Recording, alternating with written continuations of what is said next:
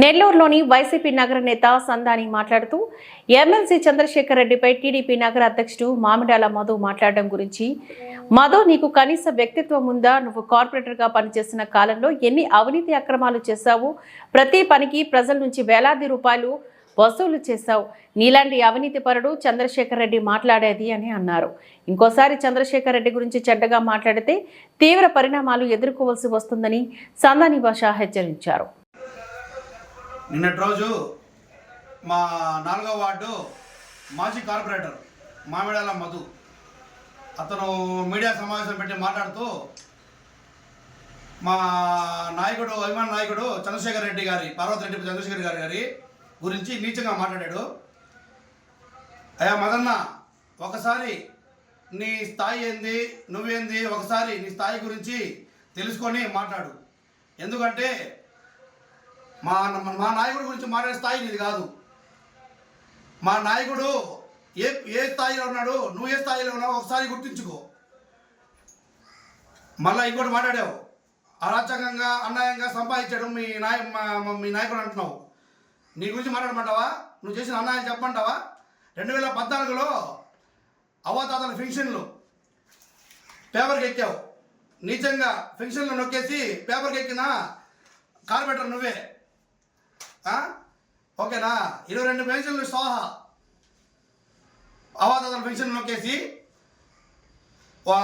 పేపర్కి ఎక్కిన మొదటి కార్పొరేటర్ నువ్వే.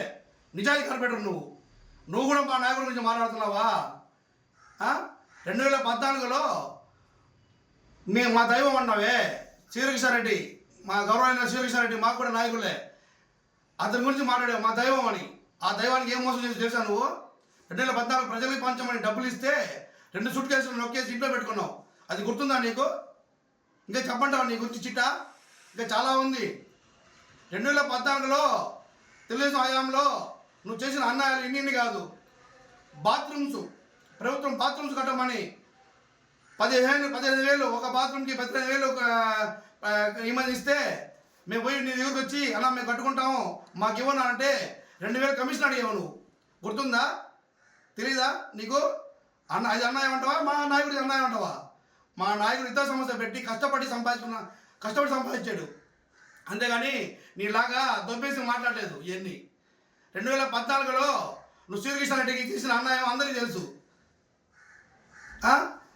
అదే 2014లో నువ్వు చేసిన అన్యాయాలు ఇన్ని కాదు. ఎవరైనా పెన్షన్ అడిగితే వాళ్ళకి కమిషన్లు అడిగావు. తెలుసా నీకు 2014లో వరద బాధితులకి మా చంద్రబాబు నాయుడు చెక్కులు ఇచ్చారు అమౌంట్. ఆ చెక్కులు నీ పక్కన ఉన్న చెంచాలకి ఇవ్వలేదా? నువ్వు చెంచాలకి ఇచ్చి నువ్వు కమిషన్ తీసుకోలేదా? ఇది అబద్ధమా? ఇది నిజం కదా? చెప్పు. నువ్వు మా నాయకుడు మాట్లాడేంత స్థాయి నీది. ఏదో మేము మన లోకల్ నాయకులని మీకు ఊరుకుంటా ఉంటే నువ్వు ఇష్టం వచ్చిన మాట్లాడతావా? నువ్వు ఇవ్వని మాట్లాడతావా? వాడి గురించి మాట్లాడతావా? అతను మాట్లాడే స్థాయి నీది.